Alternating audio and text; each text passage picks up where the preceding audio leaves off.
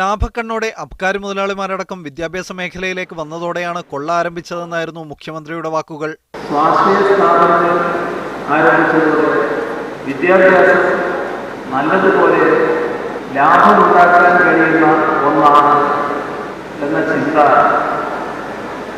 ഉയർന്നു. അതിൻ്റെ ഫലമായി ലാഭക്കണ്ണോടെ വിദ്യാഭ്യാസ സ്ഥാപനങ്ങൾ ആരംഭിക്കുന്നത്. അഴിമതിക്കാരെ നിയമത്തിന് മുന്നിൽ കൊണ്ടുവരാൻ വിജിലൻസ് നിർദ്ദേശം നൽകിയിരുന്നു. എന്നാൽ ആരും പരാതി നൽകാൻ തയ്യാറാകുന്നില്ലെന്നും പിണറായി പറഞ്ഞു. സമൂഹത്തിന് അംഗീകരിക്കാൻ കഴിയാത്ത അഴിമതി അടങ്ങിയതുമാണ് ഈ പ്രവർത്തനം. അവരെ നിയമത്തിന്റെ കരങ്ങളിൽ കൊണ്ടുവരാൻ കഴിയും. നിയമവിധേയമാക്കാനുള്ള നടപടികൾ സ്വീകരിക്കും. ലേലം വിളിച്ചു നടത്തുന്ന വിദ്യാഭ്യാസ കച്ചവടത്തിന് അടിസ്ഥാനം വിദ്യാർത്ഥികളുടെ മെറിറ്റല്ലെന്നും മാതാപിതാക്കളുടെ പണക്കൊഴുപ്പാണെന്നും മുഖ്യമന്ത്രി കുറ്റപ്പെടുത്തി. മാറ്റങ്ങൾ പുരോഗമന നിലപാടിൽ നിന്ന് പിന്നോട്ട് പോകുന്നതാവരുതെന്നും മുഖ്യമന്ത്രി ഓർമ്മിപ്പിച്ചു. മീഡിയ 1 കോഴിക്കോട്.